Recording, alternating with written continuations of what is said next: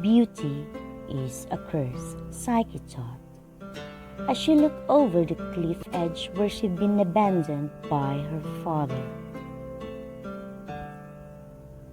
She'd been born with a physical perfection so complete that she were worshipped as a new incarnation of Venus, the goddess of love.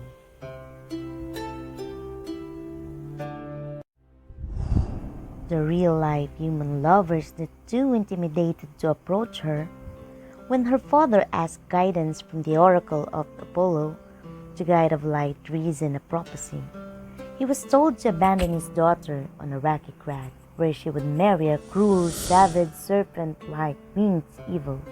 Alone on the crag, Psyche felt Sapia, the west wind gently lifting her into the air. It set her down before a palace. "You are home," she heard an unseen voice say.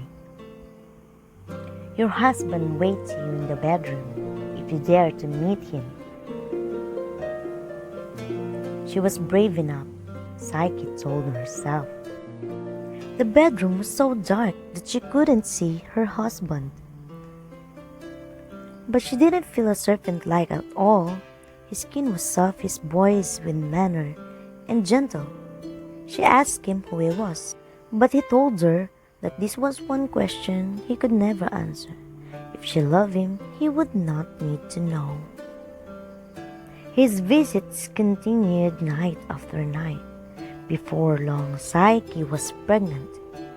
She rejoiced, but also conflicted. How she could raise her baby with the man she never seen. That night, Psyche approached her sleeping husband, holding an oil lamp.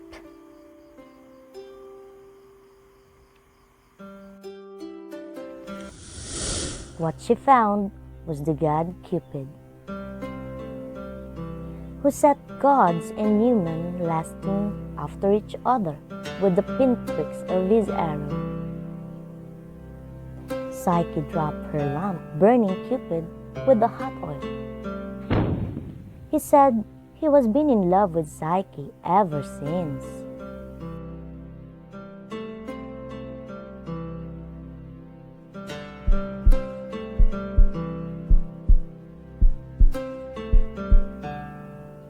His mother Venus asked him to embarrass the young woman by pricking with his arrow. Her mother got angry because of Psyche's beauty. But taking Psyche's beauty, Cupid used the arrow to himself.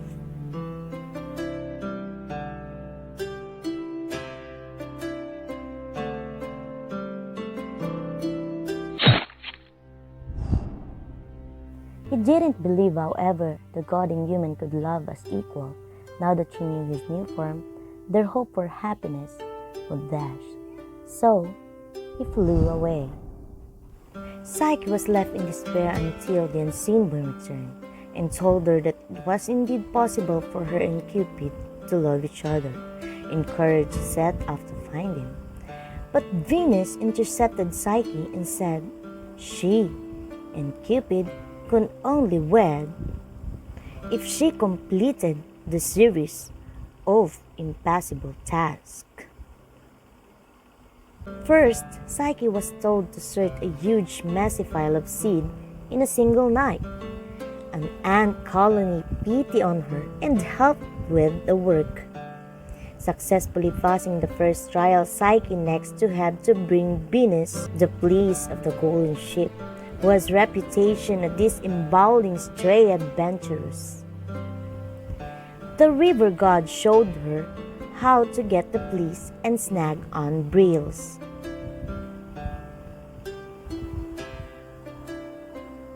Finally, Psyche had to trouble the underworld and convince Proserpina, queen of the dead, to pull a drop of her beauty in the box for Venus.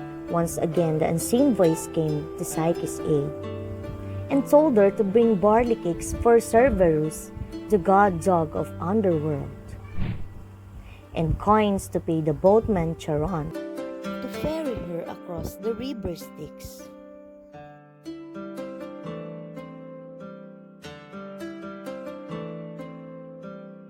Psyche asked Proserpina's beauty, and she gave it to her.